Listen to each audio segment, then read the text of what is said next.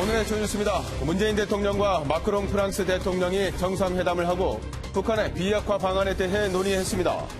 문 대통령은 북한의 비핵화가 되돌릴 수 없는 단계에 들어서면 유엔 제재 완화를 통해 비핵화를 더욱 촉진해야 한다고 말했습니다. 양승태 대법원 사법농단 사건의 핵심 인물인 임종헌 전 법원 행정처 차장이 19시간의 조사를 마치고 귀가했습니다. 임 전 차장은 혐의 대부분을 부인한 것으로 전해졌습니다.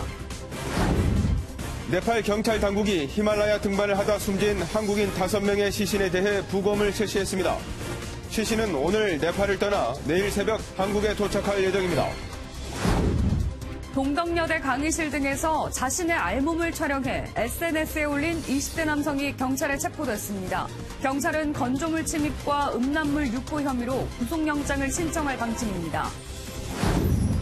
중부내륙고속도로 점촌 함창 IC 인근에서 고속버스와 트럭 등 차량 7대가 추돌해 2명이 숨지고 6명이 크게 다쳤습니다.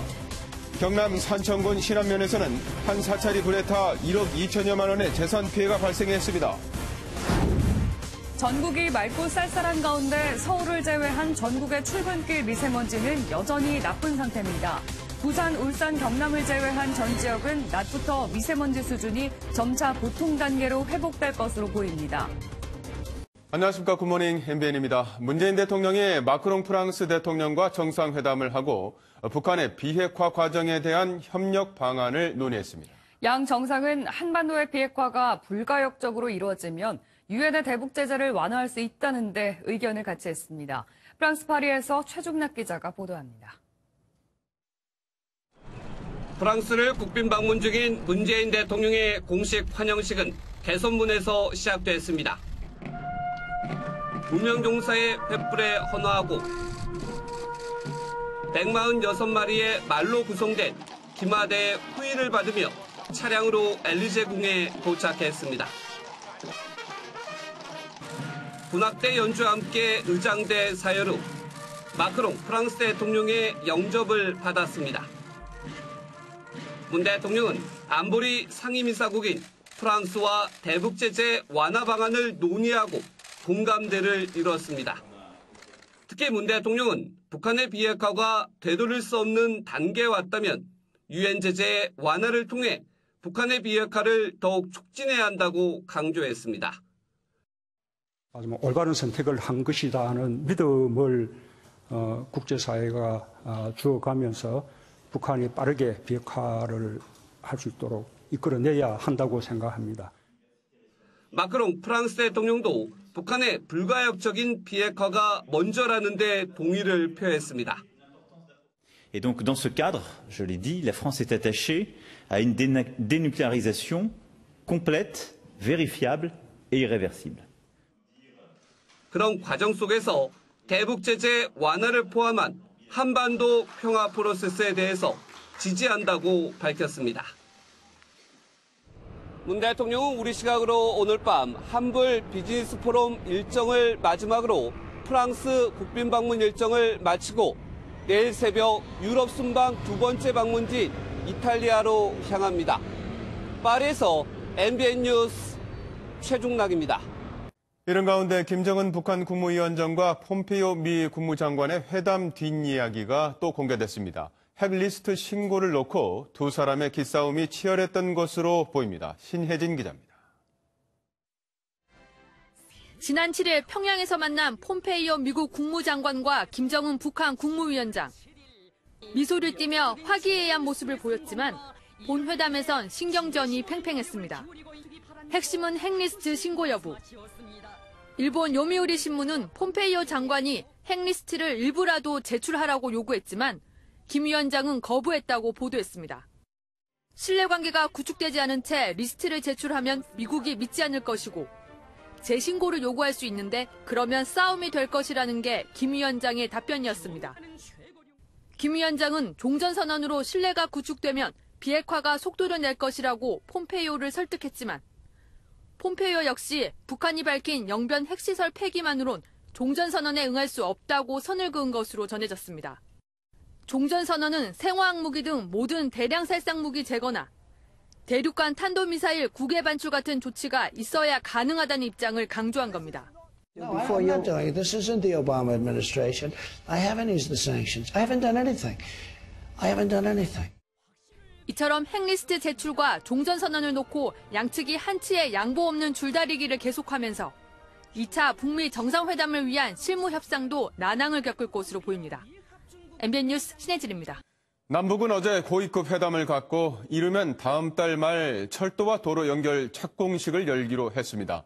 군사 체육회담 등도 잇따라 개최하기로 했는데 대북 제재가 계속되는 상황에서 북미 협상이 변수로 작용할 전망입니다. 주진희 기자입니다. 조명균 통일부 장관과 리성권 조국평화통일위원장이 판문점 평화의 집에서 5번째 고위급 회담을 가졌습니다. 이 자리에서 정상회담 합의에 따라 11월 말 혹은 12월 초에 철도 도로 연결 착공식을 하기로 하고 곧바로 현지 공동조사에 나서기로 했습니다. 이것을 어떻게 이행하는가에 따라서 북남 관계의 개선과 발전의 전진 속도가 많이 좌우된다고 생각합니다. 하지만 미국과 유엔의 대북 제재가 계속되는 상황에서 이 같은 합의가 실천될 수 있을지는 미지수입니다. 지난 8월 남북이 북측 지역의 철도 현지 조사를 하려고 했지만 유엔사가 허락하지 않아 무산됐기 때문입니다. 우리가 이제 유엔사와 또 이렇게 협의할 문제인데 그런 문제들은 저희가 긴밀하게 협의를 해오고 있습니다. 그래서 남북이 합의된 일정에 차질이 없도록 이렇게 해나갈 예정입니다. 이와 관련해 조명균 장관은 대북 제재에 직접적으로 걸릴 위험이 있는 공사와 관련해서 실제 공사는 착공식 이후에 진행될 가능성이 높다고 밝혔습니다. 남북은 또 이달 안에 장성급 군사회담과 체육회담 등을, 다음 달에는 이산가족을 논의하는 적십자 회담을 열기로 합의했습니다. 또 10월로 예정됐던 북측 예술단의 남측 지역 공연과 관련해서는 일정 변경 없이 빠른 시일 내에 논의하기로 했습니다. MBN 뉴스 주유진입니다. 통일부가 어제 남북 고위급 회담 취재 기자단에서 탈북민 출신 기자를 갑자기 배제했습니다. 조명균 통일부 장관은 원만한 고위급 회담 진행을 위한 불가피한 정책적 판단이었다고 해명했지만 논란은 여전합니다. 오지혜 기자입니다. 남북 고위급 회담에 참석할 우리 측 대표단의 출발 1시간 전 통일부가 돌연 회담 취재단에 포함된 탈북민 출신 김명성 조선일보 기자의 취재가 어렵다는 입장을 밝혀왔습니다. 통일부의 거부로 결국 고위급 회담은 김 기자를 제외한 3명만 취재하게 됐습니다. 저희 나름대로 관계기관과 한번 협의를 했습니다만 최종적으로는 제가 판단과 결정을 내렸다. 떠나기 임박해서 같이 가지 못한다라는 통보를 하고 그런 식으로 이루어졌던 점에 대해서는 상당히 저희로서는 유감스럽게 생각하고요. 지난 2002년 탈북한 김 기자는 2013년 신문사에 입사했으며 지난 2월에는 김여정 북한 노동당 제1부부장 취재단에 포함된 만큼 설득력이 떨어진다는 지적입니다. 특히 통일부의 이번 결정은 북측에서 항의하지 않았는데도 자체적으로 이뤄지면서 탈북단체들은 역차별이라고 비판하고 있습니다. 통일부가 그 탈북민이라고 해서 차별 두면 안 되죠. 대한민국 오만한 국민이고 주민인데 네네. 북한에서는 좋아하지 않을 것 같으니까 알아서 지금 이거는 오히려 남북관계에 또 악영향을 미칠 수 있거든요. 이와 관련해 출입기자단 49개사 77명은 통일부가 정당한 취재 활동을 막았다며 입장문을 내고 사과와 재발 방지를 요구했습니다. MBN 뉴스 군이 개발 중인 장거리 지대공 미사일의 발사 시험을 청와대가 개입해 지연시켰다는 의혹이 제기됐습니다. 방사청은 기술 문제 등을 감안해 판단했다고 설명했는데 아직까지도 구체적인 발사 날짜는 잡지 못하고 있습니다. 황재현 기자입니다. 국산 중거리 지대공 미사일 M-SAM 천궁의 발사 모습입니다. 군은 이 천궁보다 사거리를 늘린 장거리 지대공 미사일 LSAM 개발을 총 1조 원을 들여 추진 중입니다. 한국형 사드로 불리는 LSAM은 적 탄도탄 혹은 항공기를 요격하는 용도로 쓰입니다. 그런데 올해 4월 하려 했던 첫 발사 시험이 2차례 날짜가 연기된 것으로 알려졌습니다. 야당은 이에 대해 시험이 연기된 이유가 청와대에서 발사를 하지 말라고 지시했기 때문이라고 주장했습니다. 방어용 무기지만 탄도탄 요격용 LSAM은 고도 100km 넘게 치솟기 때문에 북한을 자극할 수 있다며 청와대가 만류했다는 것입니다. 청와대가 긴밀히 의논했고 또 남북 정상회담과 북미 정상회담 등으로 해서 함께 고려했다. 국민 앞에서 혼란을 주는 대답을 하면 안 됩니다. 국방부와 방위사업청은 청와대 지시는 없었으며 기술 문제 등을 고려해 연기한 것일 뿐이라고 해명했습니다. 기술적인 어려움을 많이 겪고 있는 걸로 제가 파악하고 있었고, 다만 군 당국은 날짜를 연기할 때 남북, 북미 정상회담을 고려했던 사실은 인정해 과도한 북한 눈치 보기가 아니었냐는 지적이 일고 있습니다. MBN 뉴스. 산악 사고로 숨진 히말라야 원정대원 5명에 대해 부검이 진행됐습니다. 5구의 시신이 내일 국내에 도착할 예정인 가운데 유가족과 산악연맹 측은 오는 19일 합동 연결식을 거행하기로 했습니다. 먼저 손기준 기자입니다. 히말라야 산악사고로 숨진 고 김창호 대장 등 한국인 5명에 대한 부검이 현지 시각으로 어제 오후 5시 반쯤 시행됐습니다. 부검 이후 행정 절차는 주 네팔 대사관과 어제 네팔에 도착한 외교부 신속대응팀이 담당하고 있습니다. 이 변을 당하신 분들이 신속히 가족의 품으로 돌아올 수 있도록 저희가 최대한 지원을 아끼지 않도록 하겠습니다. 외교부 관계자는 유가족이 신속한 시신 운구를 희망함에 따라 네팔 당국에 관련 절차를 조속히 진행해 줄 것을 요청했다고 전했습니다. 절차가 마무리되는 대로 5명의 시신은 오늘 네팔을 떠나 내일 새벽 한국에 도착할 예정입니다. 한편 국내에 남아있던 유가족과 산악연맹 측도 장례 일정을 확정했습니다. 애초 유가족들은 네팔 현지로 갈 계획이었으나 네팔엔 항공권을 구하지 못해 국내에서 대원들의 시신을 애타게 기다리고 있었습니다. 합동분향소는 고 김창호 대장의 모교인 서울시립대에 마련되고 오는 19일 같은 장소에서 산악인 합동연결식이 거행됩니다. MBN 뉴스 송기준입니다. 당초 이번 사고는 강력한 눈폭풍이 베이스캠프를 덮치면서 발생한 게 아니냐는 분석이 많았는데요. 사고 수습 당시 현장에 눈이 없었던 것으로 알려지면서 강한 돌풍 등 사고 원인을 두고 다른 가능성이 나오고 있습니다. 조희로 기자가 취재했습니다. 사고 직후 주요 원인으로 꼽혔던 건 이상기후에 의한 강력한 눈폭풍이었습니다. 제트기류가 평년보다 빠르게 남하하면서 북쪽의 찬 공기가 남쪽의 태풍과 만나 강력한 눈폭풍이 몰아쳤다는 겁니다. 하지만 시신 수습 당시 사고 현장에는 눈이 쌓여있지 않았던 것으로 전해지면서 사고 원인을 두고 다른 가능성이 제기되고 있습니다. 우선 눈폭풍 대신 강한 비바람이 사고를 불렀을 가능성이 제기됩니다. 이번 히말라야 원정대를 현장에서 지원한 셰르파 왕추 씨도 같은 의견을 내비쳤습니다. 호수로 투자하고 폭발같이 물을 넘치면서 이제 아래 또 열받고. 눈폭풍도 비바람도 아닌 강한 돌풍이 불면서 베이스 캠프를 덮쳐 사고가 일어났을 것이란 관측도 제기됩니다. 100% 바람에 또 내보다 돌풍으로 산에서 베이스 캠프에서 사고를 가면 세계 최초가 아닌가 저는 이렇게 생각합니다. 현지에서 사고를 수습하고 있는 최홍건 전 한국산악회장 역시 MBN과의 통화에서 대원들의 장비가 수백 미터 떨어진 곳에서 발견되는 등 강력한 돌풍이 불었던 것으로 추정된다고 전했습니다. 사고 원인에 대한 다양한 가능성이 제기되는 가운데 정확한 사고 원인과 경위에 대한 조사가 필요해 보입니다. MBN 뉴스 조희로입니다. 김창호 대장은 평소 산에 대한 자신의 생각을 유려한 문장으로 풀어냈던 것으로도 유명한데요. 도전을 두려워하지 않았고 가슴 따뜻했던 김창호 대장의 생전 숨은 발자취를 강영우 기자가 짚어봤습니다. 거센 바람과 한치 앞을 내다볼 수 없는 눈발이 휘날리는 고산지대의 악천후를 소주에 비교했던 고 김창호 대장.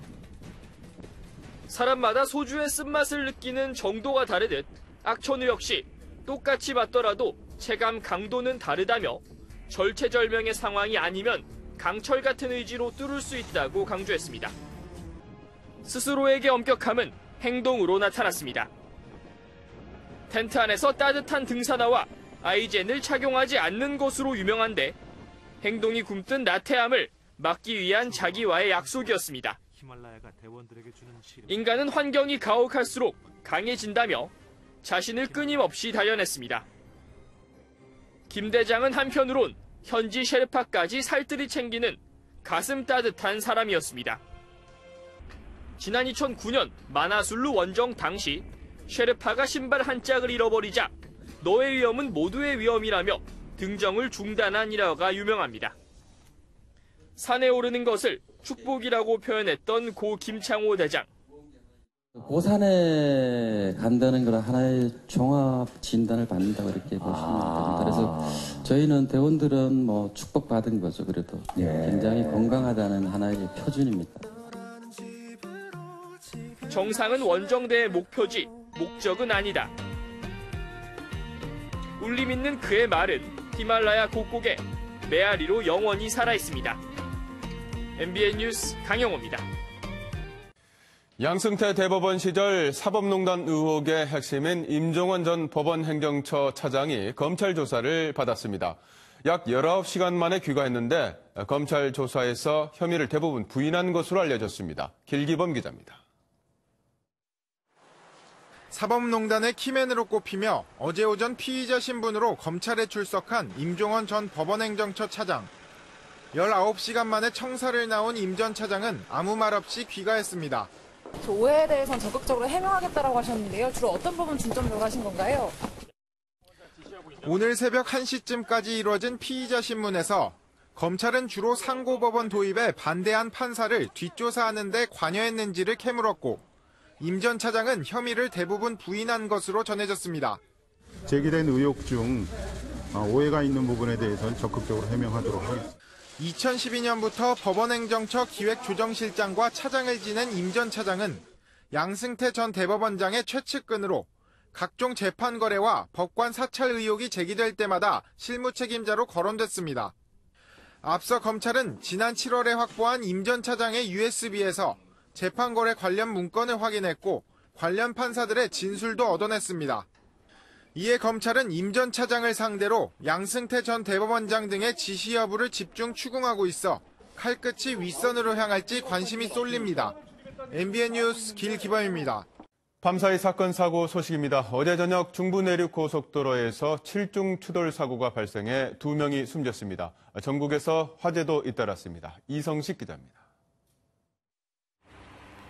대형 화물차의 앞부분이 심하게 부서져 있고 5톤 트럭은 형체를 알아볼 수 없을 정도로 찌그러졌습니다.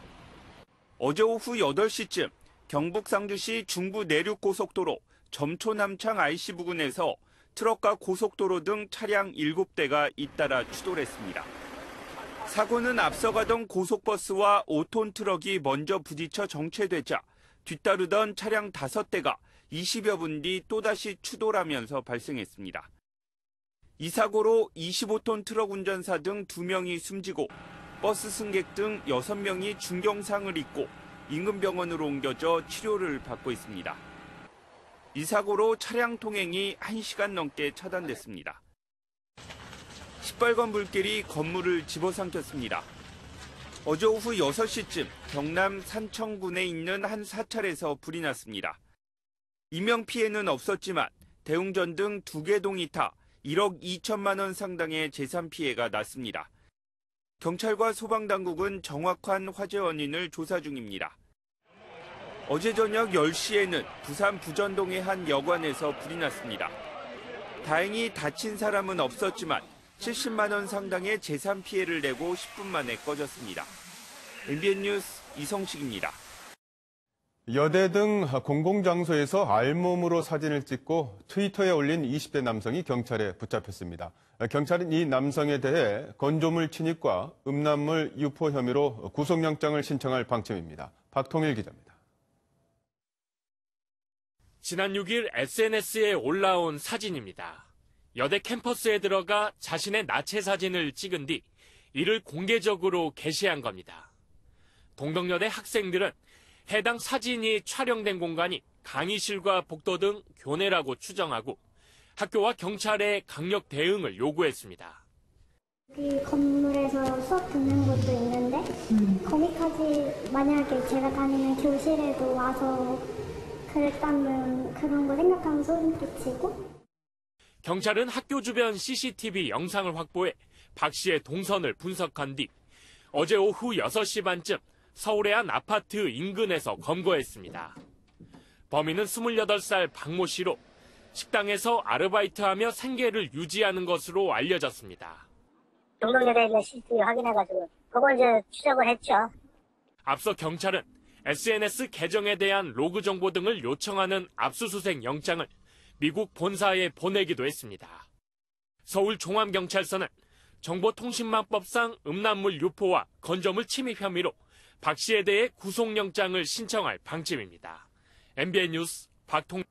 무려 370만 명이 동시에 투약할 수 있는 필로폰 112kg을 나사 제조기에 숨겨서 국내로 밀반입한 국제 마약 조직원들이 적발됐습니다. 시가로 무려 3,700억 원 상당. 국내 수사기관이 적발한 필로폰 중 사상 최대 규모입니다.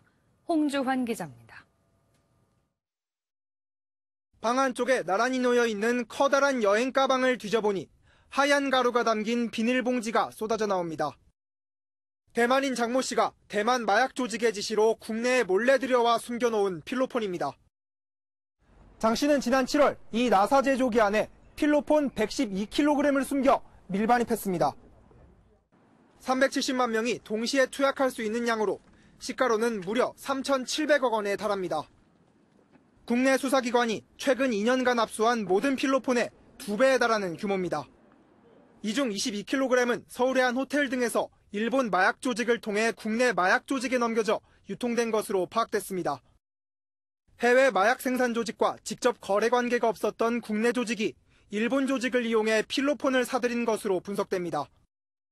이제 총책의 지시에 의해서 어느 지점에 가면 누가 기다리고 있을 것이다. 그런 지시를 받고 바로 만나서 거래를 하고 이제 바로 헤어지는 그런 이제 패턴의 방식으로 범행이 이루어졌습니다.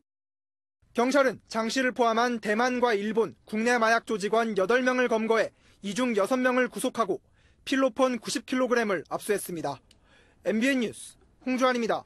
유흥업소 종업원 등 프로포폴 상습 투약자들에게 불법 투약한 성형외과 의사가 경찰에 붙잡혔습니다.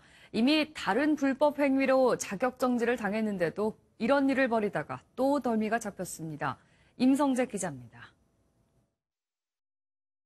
경찰 수사관들이 한 성형외과에 들이닥칩니다. 병원 한켠엔 이미 쓰고 버린 주사기 등 의료기구가 가득합니다.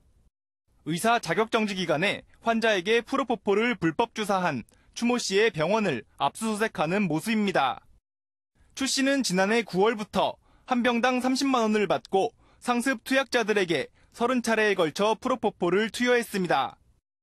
잠을 못 자고 이러니까 이제 와서 필러나 겁독 하면서 이제 수면 마취 좀 해달라고 그렇게 하는 거죠. 추 씨가 덜미를 붙잡힌 건 어처구니 없게도 자신에게 진료를 받던 상습 투약자의 진술 때문. 유흥업소 종사자들이 서로 입소문을 통해서 잘 놔주는 곳이 있다. 쉽게 놔주는 곳이 있다. 더 다른 성형외과보다는 더 저렴한 곳이 있다라는 입소문을 통해서 서로 찾게 되었고요. 지난 2014년 이후 적발된 마약류 사범 10명 중 7명이 프로포폴 등 향정신성 의약품 관련 사범. 경찰은 구 씨 등 11명을 의료법 위반 등의 혐의로 붙잡아 사건을 검찰로 넘겼습니다. MBN 뉴스 임성재입니다.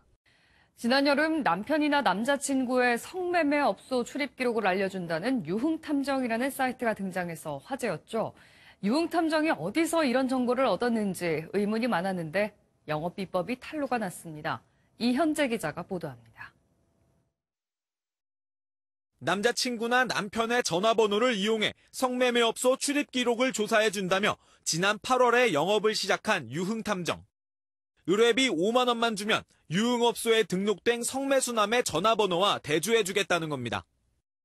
심지어 업소 방문 날짜와 같은 상세한 기록까지 확인해준다고 광고해 관심을 끌었습니다. 유흥업소에 등록된 방대한 개인정보를 어떻게 입수했는지 의문도 커졌는데 영업 2달 만에 그 꼬리가 잡혔습니다. 경찰이 성매매업소 손님과 경찰관들의 휴대전화번호 1,800만 건을 팔아넘긴 개인정보 업체를 적발한 겁니다. 충루수 이용자하고 단속 경찰로 의심되는 전화번호라고 자기들 얘기를 하거든요. 유흥탐정도 이 업체의 고객 중 하나였다는 사실이 드러났습니다. 해당 업체는 여러 성매매 업소에서 얻어낸 전화번호들을 데이터베이스화 시킨 뒤 스마트폰 앱 형태로 만들어 다시 성매매 업주들에게 월 15만 원을 받고 팔아왔습니다. 전국에 성매매 업소가 2,300곳에다가 뿌리고 돈을 받았다고 확인했거든요. 지난해 12월부터 약 10달 동안 해당 업체는 약 7억 원의 부당 수익을 올렸습니다. 경찰은 개인정보법 위반 등의 혐의로 업체 운영자 6명 중 2명을 구속 입건하고 유흥탐정에 대한 수사도 계속할 방침입니다. MBN 뉴스 이현재입니다. 충남 당진항 야적장에 쌓여있던 대진 침대의 라돈 매트리스가 주민들의 항의 끝에 4개월 만에 반출됐습니다. 그런데 대진 침대가 고객에게 줄 수 있는 보상금은 고작 18만 원뿐이라고 합니다. 김영현 기자입니다. 집게차가 라돈 침대 매트리스를 화물칸에 옮겨 싣습니다. 17,000여 개의 매트리스가 야적 넉 달 만에 반출되기 시작했습니다. 야적장에서 수거된 라돈 침대 매트리스는 충남 천안에 있는 대진 침대 본사로 옮겨집니다. 약 열흘 내외로 해서 가능한 빠른 시간 안에 끝낸다고 했고요. 반출이 시작되는 걸 보니 감회가 새롭습니다. 문제는 만여 명의 피해 보상입니다. 그동안 대진 침대는 매트리스를 수거하고 폐기하는데 현금 180억 원을 모두 사용했습니다. 남은 자산은 부동산 130억 원 정도. 수거된 매트리스가 6만 9천 개인 걸 감안하면 침대 한 개당 보상액은 18만 원이라는 계산이 나옵니다. 추가 비용이 더 들기 마련이어서 실제 배상액은 줄어들 전망입니다. 피해자들이 지금 소송을 했잖아요. 그래서 재판 중인데 어떤 논의를 하겠습니까? 결과를 봐야 되겠죠. 보상마저 사실상 소액에 그칠 것으로 예상되면서 소비자들과의 갈등은 더욱 커질 전망입니다. MBN 뉴스 김영현입니다. 지난 6월 용산에서 발생했던 건물 붕괴를 기억하십니까? 건물이 오래되고 낡았기 때문에 발생했던 사고인데요. 서울시가 정비구역 내 오래된 건축물 현황을 직접 조사해봤더니 50년이 넘는 건물만 9,000동을 넘었다고 합니다. 그만큼 위험하다는 건데 김문영 기자의 단독 보도입니다. 올해 6월 용산의 한 상가가 붕괴되면서 한 명이 다치는 사고가 발생했습니다. 지어진 지 무려 50년이 지났는데도 안전관리를 방치하면서 해당 건물주는 업무상 과실치상 혐의로 불구속 입건됐습니다. 서울시가 정비구역 내에 노후 건물 실태조사를 해보니 50년이 넘어 용산처럼 붕괴 가능성을 배제할 수 없는 곳이 무려 9,248동에 달했고 나무로 만든 건축물 6,700여 개 가운데 30년 이상은 4,000개로 확인됐습니다. 현재 건물 소유주들은 정비구역 내에서는 어차피 철거될 것이기 때문에 이 안전 진단이나 안전 확보에 대해서 좀 책임성이 떨어지거든요. 조합 등 사업자들에게 건축물 안전조치 의무를 부여해야 합니다. 정비구역이 아닌 곳도 예외는 아니었습니다. 태권도 학원에 옷가게, 교회까지 가득 들어찬 한 종합상가의 비상계단입니다. 그런데 천장부터 벽면까지 잔뜩 금이 가 있습니다. 안전점검을 신청한 곳에 대해 조사한 결과 14%가 보수작업이 시급한 곳으로 판명됐습니다. 위험하죠. 위험하고 항상 불안해요. 왜냐하면 어쩌다 살아 세워놔도 그렇고 차 세우면은 그게 또 낙석이 떨어지면. 서울시를 제외한 다른 지자체는 아예 소규모 노후 건축물에 대한 조사도 제대로 되지 않아 전면적인 안전점검이 필요하다는 지적입니다. MBN 뉴스 김문영입니다. 대기업의 대표적인 갑질인 납품 단가 후려치기가 좀처럼 사라지지 않고 있습니다. 하도급 업체의 최고 74%라는 살인적인 단가 인하까지 요구한 것으로 드러났습니다. 하도급 업체의 도움 요청에도 공정거래위원회는 1년째 조사 중이라는 답변만 돌아왔습니다. 역시 안보람 기자가 단독 보도합니다. 지난 2011년 현대중공업이 하도급 업체에 보낸 메일입니다. 납품 단가를 27%나 인하해달라는 요청을 하도급 업체가 거절하자 추가 계약을 하지 않겠다는 내용이 담겼습니다. 단가를 인하했다면 기본적으로 문제가 되지 않았을 것이라고도 쓰여 있습니다. 2013년엔 납품 단가 인하 요구가 더 거세졌습니다. 일부 품목은 최대 74%까지 가격을 깎자고 요구한 겁니다. 참다 못한 하도급 업체 대표는 지난해 6월 공정거래위원회에 도움을 요청했지만 1년이 넘은 지금까지 담당자만 3번이나 바뀌었을 뿐입니다. 어떻게 조사관이 3번씩이나 바뀌냐는 거죠. 이게 접수하고 있잖아요. 한 3개월 있었는데 이제 공정위에서 와서 설명하라고 했거든요.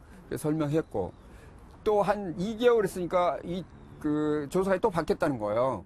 이에 대해 현대중공업과 공정거래위원회 측은 조사 중인 사안이라며 원론적인 답변을 내놨습니다. 공정위 조사 중이니까 결국 이제 공정위에서 나중에 결과가 나오면 바로 또 밝혀질 건데.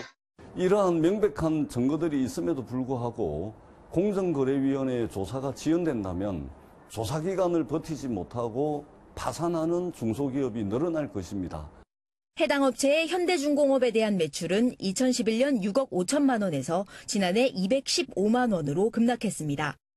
MBN 뉴스 안보라입니다. 검찰이 이른바 물벼락 갑질 논란을 일으킨 조현민 전 대한항공 전무에게 혐의가 없다는 처분을 내렸습니다. 배임 등의 혐의를 받은 조양호 한진그룹 회장은 불구속 기소하기로 했습니다. 고정수 기자입니다. 조현민 대한항공 전무는 지난 3월 광고업체 팀장에게 유리컵을 던지고 음료를 뿌렸다는 혐의로 경찰 수사를 받았습니다. 당시에 혐의 부인하시고 밀쳤다고 말씀을 하셨는데 그렇다면 그 행위는 갑질이 아니라고 생각을 하셨던 겁니다. 진심으로 죄송합니다. 일명 물벼락 갑질 논란은 대한항공 직원들의 촛불 집회를 부르고 총수일가 갑질과 비리 의혹 전반에 대해 수사하게 할 만큼 파장이 컸습니다. 그러나 서울 남부지검은 조 전 전무의 업무방해 혐의에 대해 혐의 없음, 특수폭행 혐의에 대해선 유리컵을 사람이 없는 쪽으로 던졌기에 신체 위해 행위가 아니라고 판단했습니다. 폭행 혐의는 반의사 불벌죄로 피해자 2명이 모두 처벌을 원하지 않아 공소권이 없다고 결론지었습니다.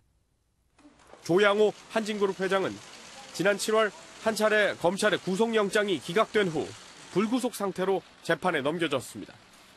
조 회장에겐 면세품 중개업체에 부당 이익을 챙기는 등 약 270억 원의 횡령 배임, 사무장 약국을 운영해 약사법을 위반했다는 혐의가 적용됐습니다. 검찰은 서울지방국세청이 고발한 수백억 원대 조세포탈 혐의에 대해선 공소시효가 만료됐다는 이유로 기소하지 않았습니다. MBN 뉴스 고정수입니다. 어제 수도권 지역교육청 국정감사에서도 비리 유치원 사태가 도마에 올랐습니다. 이 지경이 되도록 교육청은 도대체 뭘 했느냐는 질타에 서울시 교육감은 아무런 답변도 내놓지 못했습니다. 유은혜 교육부 장관은 유치원 비리에 대해서 무관용 원칙으로 단호하게 대처하겠다는 입장을 내놨습니다. 전남주 기자의 보도입니다. 원장이 명품백 등을 구입하면서 7억 원에 가까운 돈을 부정 사용한 것으로 드러난 경기도의 한 유치원. 이곳을 찾은 학부모들은 배신감에 말을 잇지 못합니다. 몰랐죠. 전혀 몰랐죠. 원장님이 쓰러지는 수용하는 거 다 보고. 사립유치원의 회계 비리 문제는 교육청 국정감사에서도 핫 이슈였습니다. 박용진 더불어민주당 의원은 시도교육청이 지난 2013년부터 이런 사실을 알고도 방치했다고 강하게 질타했습니다. 그런데 여러분들 알고 계셨잖아요. 2013년부터 5-6년간 이 감사를 해서 이런 문제가 있다는 걸 확인했으면서도 쉬쉬하고 방치하고 일이 이 지경이 되도록 각 시도교육청은 도대체 뭐 한 겁니까? 유치원에 대한 1차적인 관리 감독을 해야 하는 시도교육청이 눈치를 보느라 직무유기를 했다고 목소리를 높였습니다. 예, 교육청이 1차적인 기관은 저희입니다. 예. 유은혜 사회부총리 겸 교육부 장관도 사립유치원 비리 문제에 대해 강경 대응하겠다고 밝혔습니다. 유 장관은 국민 상식에 맞서는 일이고 용납할 수 없다면서 무관용의 원칙으로 단호하게 대처하겠다고 말했습니다. 교육부는 회계 투명성 등 시스템 개선을 포함한 종합대책을 이른 시일 안에 발표하겠다고 밝혔습니다. MBN 뉴스 전남주입니다. 페이스북에서 개인정보를 해킹당한 한국인 계정이 약 3만 5천 개로 추정된다는 발표가 나왔는데요. 구글의 SNS도 최근 비슷한 사태가 있었죠. 외국 기업에 대해서는 이렇게 개인정보를 해킹당해도 피해 보상도 받지 못한다고 합니다. 이상은 기자가 보도합니다. 이 남성은 페이스북을 해킹당해 당황스러운 경험을 했습니다. 페이스북 계정으로 유흥업소 광고 같은 그런 문구들이 제 지인들한테 전부 다 뿌려졌더라고요. 야한 사진 이런 것들을 같이 가다 보니까 많이 놀라는 지인들도 있었고 많이 불쾌했었습니다. 이성 친구를 구한다는 메시지가 지인들에게 뿌려졌다. 사이버 경찰에 신고하니 미국 사이트라 어쩔 수 없다고 했다. 해킹 피해자들은 분통을 터뜨립니다. 페이스북 측이 개인정보가 유출된 한국인 계정 수가 34,891개로 추정된다고 밝힌 가운데 과학기술정보통신부는 추가 피해자가 있을 수 있다고 말했습니다. 해킹 여부는 페이스북 고객센터 페이지에서 확인할 수 있지만 확인을 해도 국내 이용자들은 피해를 보상받을 수 없습니다. 구글의 SNS인 구글 플러스 역시 회원 50만 명의 개인정보가 새나갔지만 슬그머니 무마했습니다. 미국이라든지 EU라든지 이런 데서는 그 나라 정부가 사실은 굉장히 적극적으로 나서가지고 개인의 어떤 피해를 구제받을 수 있는 근거를 만드는데 우리나라 같은 경우에 문제들이 계속 나오고 있음에도 불구하고 정부가 소극적으로 되기 때문에 유럽연합은 페이스북의 개인정보 규정 위반으로 최대 1조 8천억 원의 과징금을 물리는 방안을 검토 중입니다. 과학기술정보통신부 산하기관 국감에서도 질타가 쏟아진 가운데 하루빨리 국외 기업의 정보 유출 사태에 처벌을 강화해야 한다는 목소리가 높습니다. MBN 뉴스 이상입니다. 노무현 정부에서 보건복지부 장관을 지냈던 유시민 전 장관이 노무현 재단의 신임 이사장으로 취임했습니다. 정계로 복귀할지에 관심이 쏠렸지만 유 이사장은 가능성을 일축했습니다. 김중민 기자가 보도합니다. 노무현 전 대통령을 상징하는 노란색 넥타이를 맨 유시민 전 보건복지부 장관이 모습을 드러냅니다. 현재 더불어민주당 대표인 이해찬 당대표에 이어 제5대 노무현 재단 이사장으로 취임하기 위해서입니다. 노무현 재단은 월 10,000원 이상의 후원금을 내는 회원만 5만 명이 넘고 노 전 대통령과 함께 일했던 인사들이 이사를 맡고 있습니다.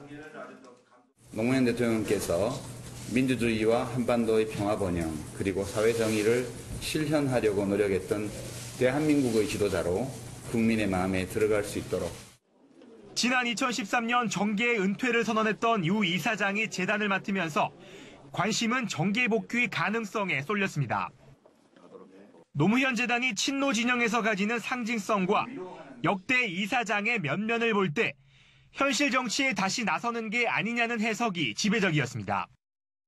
하지만 유 이사장은 취임사에서 아예 정치권으로의 복귀는 없다고 못 박았습니다. 저는 다시 공무원이 되거나 공직선거에 출마할 의지가 현재로도 없고 앞으로도 없을 것이다.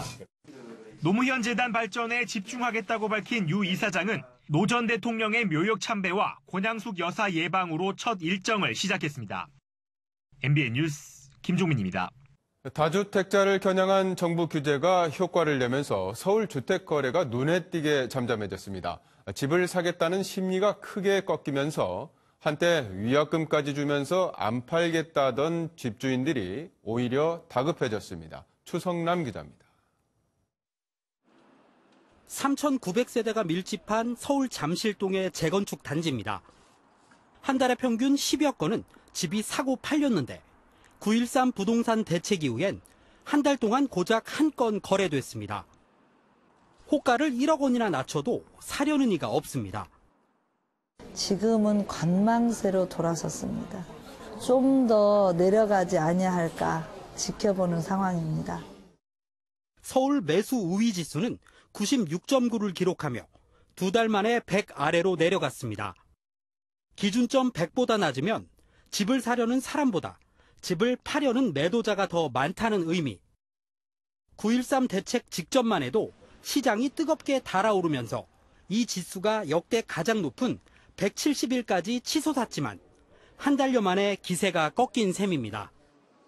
이를 반영하듯 지난달 서울 아파트 매매 거래량은 지난해의 절반 수준으로 떨어졌습니다. 실물 경기 둔화, 금리 인상, 정책 규제가 더욱 강화되고 있는 데다가 주택 거래량이 급감하고 있어서 현재 시장은 정체 국면, 보합 국면으로 전환되고 있는 것으로. 이번 달로 예정된 9.13 대책의 국회 통과 여부와 정부의 신규 주택 공급 추가 대책이 앞으로 부동산 시장의 변수가 될 전망입니다. MBN 뉴스 추성남입니다.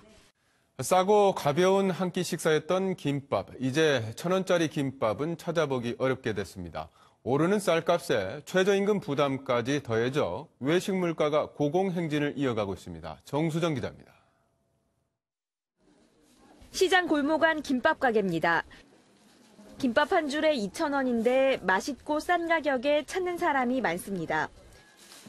주변에 2,000원 김밥 볼 수 있나요? 아니요, 보기 힘들어요. 없어요. 올해 초 1,500원이던 가격을 한 차례 올렸지만 재료비 부담은 여전히 만만치 않습니다. 10년 만에 500원 오른 거예요. 어쩔 수 없이. 우리는 워낙 많이 김밥을 나가는 곳이니까 쌀값 오르면 부담되죠. 쌀 생산량이 감소하며 20kg 기준 소매 가격은 지난주 평균 53,500원으로 1년 전인 41,279원보다 29.6%가 상승했습니다. 여기에 최저임금 인상까지 고스란히 외식비로 이어져 김치찌개 백반과 비빔밥 등도 지난해보다 모두 올랐습니다. 오늘 먹었던 메뉴가 1인분에 7,000원이었어요. 오늘은 좀 저렴한 데 갔고 평소 먹는 데는 8,000원, 9,000원까지 가는 것 같아요. 폭염에 집중호우까지 겹쳐 다른 채소값도 오르며 당분간 외식값 고공행진이 계속될 전망입니다. MBN 뉴스 정수정입니다. 사우디아라비아 언론인이 터키 이스탄불에 있는 자국 총영사관에 들어갔다 실종된 지 약 2주 만에 터키 경찰의 현장 수색이 이루어졌습니다. 트럼프 미국 대통령은 살만 사우디 국왕과 통화한 뒤 사우디가 배후가 아닐 수도 있다며 폼페이오 국무장관을 사우디로 급파했습니다. 노태현 기자입니다. 지난 2일 터키에 있는 사우디 총영사관에 들어갔다 실종돼 사우디 왕실이 보낸 암살조에 의해 살해된 것이라는 의혹이 제기된 언론인 카슈크지. 약 2주 만에 터키와 사우디 공동조사팀이 실종 장소로 지목된 주 터키 이스탄불 사우디 총영사관에 대한 합동조사를 시작했습니다. 앞서 에르도안 터키 대통령과 살만 사우디 국왕의 통화가 있고 나서 하루 만에 바로 공동실무위원회의 수색이 성사된 겁니다.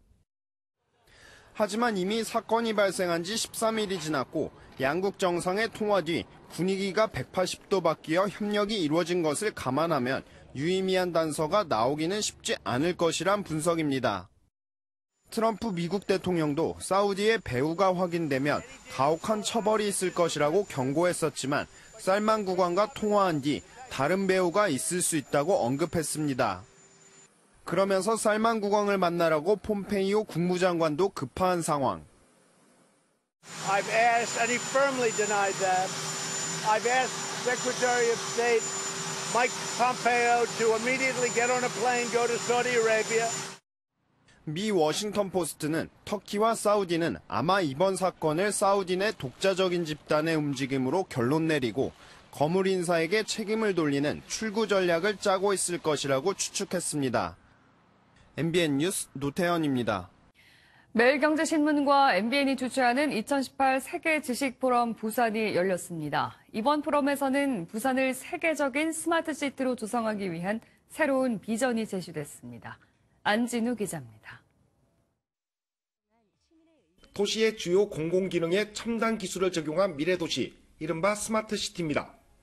스마트시티 시범도시로 선정된 부산은 미래도시의 설계도를 그리고 있습니다. 글로벌 스마트시티 부산이란 주제로 열린 2018 세계 지식포럼 부산에선 스마트시티 부산의 성공 접근과 전략이 논의됐습니다. 해양도시 부산의 장점을 극대화할 수 있는 자율주행 선박시대를 준비해야 한다는 새로운 비전이 제시됐습니다. 울산과 경남에서 자율주행 선박 제조를 담당하고 부산은 관련 기술을 아직 5% 정도밖에 만들어지지 않은 바다 지도를 부산이 주도적으로 만들고 이번 포럼에서 연사들은 블록체인 혁명에서 부산의 미래를 찾아야 한다고 조언했습니다. 부산시는 부산을 기점으로 항만 철도를 연결하는 남북 협력 사업에도 스마트시티 기술이 적용될 것이란 기대를 걸고 있습니다. 남북을 잇는 스마트시티 벨트가 가능하다면 미래 도시 문제 해결과 남북 상생 협력의 획기적인 패러다임을 이번 포럼에선 부산이 동북아 해양 수도로 성장하기 위한 스마트 항만 도시 부산으로 나아갈 다양한 방향도 제시됐습니다. MBN 뉴스 안진우입니다.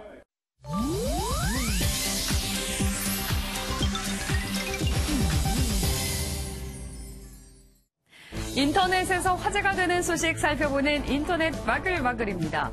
미국의 한 마을에 세워진 역사적인 인물 동상에 가짜 눈이 붙여진 황당한 일이 일어났습니다. 미국 조지아주의 사바나 시청의 광장.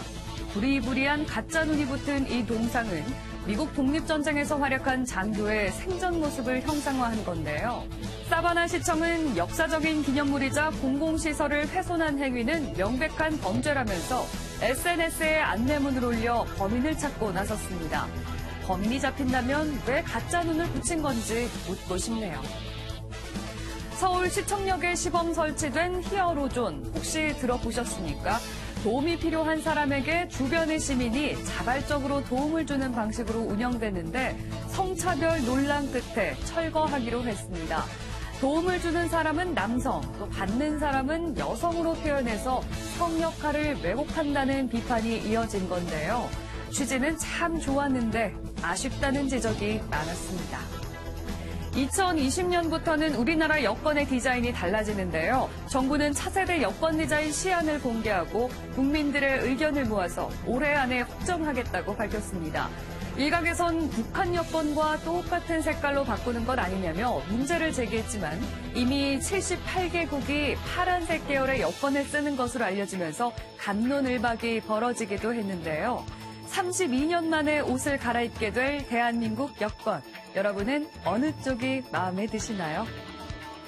사립유치원 비리가 공개되면서 파장이 커지자 청와대 청원 게시판에는 관련 제보가 잇따르고 있습니다. 전직 유치원 교사라고 밝힌 이는 닭 3마리를 넣고 우린 동물로 200명이 넘는 아이와 교사들이 닭곰탕을 먹었다는 내용의 글을 올려서 충격을 주고 있는데요. 유치원에서 본 비리만 해도 한둘이 아닌데 정작 자신이 근무했던 기관들은 명단에 없다고 밝혔습니다. 사립유치원에 대한 불신이 커지고 있는 가운데 학부모들은 유치원 조사 범위를 확대해달라면서 불안감을 호소하고 나섰습니다. 인터넷 마글마글이었습니다. 다음은 화제 영상입니다. 여기 신호등도 깜빡이도 소용없는 상대가 있습니다. 오직 통하는 건 따뜻한 배려인 것 같네요. 미국 미니애폴리스에서 순찰을 돌던 경찰은 감동적인 장면을 목격했습니다. 한 남성이 차를 세우고 다람쥐를 돌보고 있는데요. 갑자기 뛰어들어 남성의 차에 치인 겁니다. 남성은 심폐소생술을 하듯 정신 잃은 다람쥐를 마사지하고 쓰다듬는데요. 이때 벌떡 일어나 쏜살같이 뛰어가는 다람쥐. 괜찮은 거 맞지? 버스를 탔는데 원숭이가 타고 있다면 깜짝 놀라겠죠. 게다가 그게 운전석이라면 어떨까요? 운전대 위에 앉아 핸들을 잡고 있는 원숭이. 언뜻 보면 마치 원숭이가 운전하는 것 같죠? 인도의 한 버스 안에서 포착된 이 영상. 승객 중 한 명이 지금 원숭이가 운전하는 거냐고 묻자 기사는 태연이 원숭이가 운전할 줄 안다고 답했는데요. 이거 이래도 되는 건가요? 제주와 슬기가 남다른 아이를 두고 신동이라고 하는데요. 이 정도는 돼야 들을 수 있는 얘기인 것 같네요. 능숙하게 기타를 치는 이 꼬마는 얼마 전 대단한 일을 해냈습니다. 엄마와 찾은 공연장에서 즉석으로 무대에 올라 실력을 뽐낸 건데요. 초등학교 5학년 10살짜리 기타리스트가 처음 기타를 손에 쥔 건 불과 2년 전. 앞으로가 더 기대될 수밖에요. 지금까지 굿모닝 월드였습니다. 화요일 출근길 초미세먼지를 주의하셔야겠습니다. 중서부 지역에서는 어느 정도 먼지가 해소됐지만 충북과 남부 지역에서는 아직도 초미세먼지 농도 나쁨 수준을 보이고 있습니다. 영서와 충북, 전북과 광주, 영남에서는 종일 먼지 농도 나쁨 단계를 보이겠고 그 밖의 지역에서는 오전에 공기가 탁하겠습니다. 여기에 중부 내륙과 호남 내륙을 중심으로는 안개까지 뒤엉켜 있습니다. 현재 경기 광주에 가시거리가 70m, 공주 90m, 용인은 120m까지 짧아져 있습니다. 시야가 무척이나 답답합니다. 안개등 켜시고 서해 운전하셔야겠습니다. 지금 서쪽 지역에서는 구름이 많이 지나고 있고 곳곳에서는 안개가 짙게 드리워져 있습니다. 오늘 전국에 가끔 구름 많겠습니다. 영동에서는 동풍의 영향으로 밤부터 모레까지 20에서 60mm가량의 비가 내리겠습니다. 제주도는 흐리고 낮 한때 5mm 안팎의 비가 오겠습니다. 이 시각 기온 살펴보시면 서울 10.2도, 춘천 8.6도, 안동은 8.3도로 출발하고 있습니다. 낮부터는 찬 공기가 남하하면서 다시 쌀쌀합니다. 서울의 낮 기온 20도, 전주와 광주, 대구 19도로 어제보다 낮겠습니다. 일교차는 10도 이상 크게 벌어지겠습니다. 당분간 맑은 날들이 많을 것으로 전망됩니다. 날씨였습니다.